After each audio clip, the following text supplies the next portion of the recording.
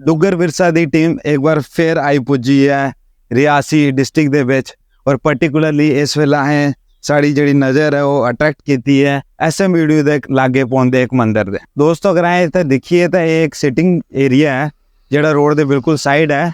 तो ओहदे कन्नै कन्नै इत्थे असें दिक्खेआ कि बहुत ही पुराने टाइप दे छोटे छोटे जिहड़े मंदिर ने वो इत्थे न। इस चीज़ दी असें ज़्यादा ध्यान कन्नै दिक्खने ते जद असें इधर आए फिर असें दिक्खने अंदर देवतें दे छोटे छोटे मंदिरें विच छोटे छोटे मोरे जिहड़े स्थापित किए गए हैं। एग्जैक्टली तो मैं तुसीं ये नहीं दस सकदा कि इत्थे किहड़े लोक देवतें दे मोरे स्थापित ने, लेकिन इत्थों मैं तुसीं ये दसना चाहना कि जिहड़े डोगरे लोग ने दोस्तों ये मन्निया जांदा है कि वो पहले तो गै लोक देवतें च बड़ा बिलीव करते हैं।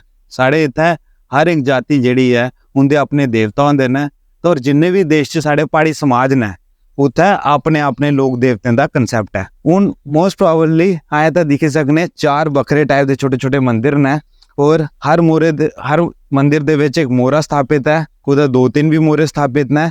और इस मंदिर दे जो असें कोल आने दी हालत बहुत ज़्यादा अच्छी नहीं है, लेकिन फिर भी असें देखने मिलते हैं इत्थे 4 मोरे एक साइड और एक मोरा एरिया अंदर स्थापित किए गए। दोस्तों हुण अगर असें माइथोलॉजी तो अपने कल्चर की देखिए डोगरा समाज की, तो एक चीज़ मैं तुसीं दसना चाहना जिहड़े लोक देवता होंदे ने दोस्तों वो बहुत ही उग्र प्रभाव दे होंदे ने।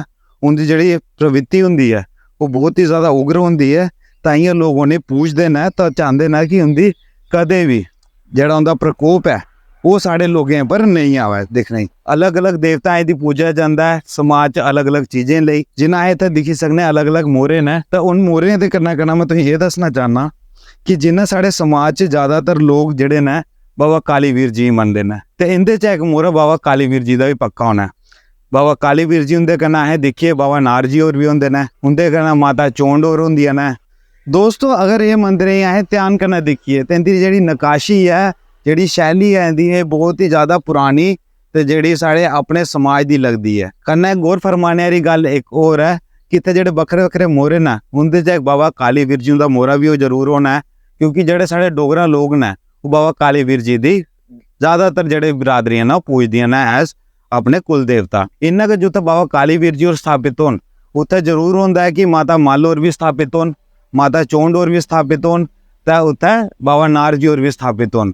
दोस्तों ये सारे देवता एक दूए दे कन्नै गै रौंदे ने, ये इंदा परिवार तो समझी सकने हो। और अगर बाबा कालीवीर जी उनके बारे तो थोड़े मैं और दसां तो जिहड़े भैरव होंदे ने, भैरव होंदे जिहड़े अगे गन होंदे ना उनके जिहड़े ने वो बाबा कालीवीर जी ने। साढ़े जिहड़ा डोगरा समाज है वो बड़ी देर तो पूरा मतलब अगर असें देखिए आर्कियोलॉजिकल टाइम्स अगर असें पिछे जाइए काफ़ी टाइम मतलब लाई लो तो है कि अद भी साढ़े इत्थे जिहड़ी लोक पूजा ही वो बहुत ज़्यादा फेमस सी। तो साढ़े इत्थे देवतें का अदू भी कल्चर है। हर एक पहाड़ी समाज दे विच असें ये कल्चर देखने जरूर मिलता है कि कोई मसानिया देव दी मन्ना दा है, कोई वीर दी मन्ना, कोई जल वीर दी मन्ना दा है।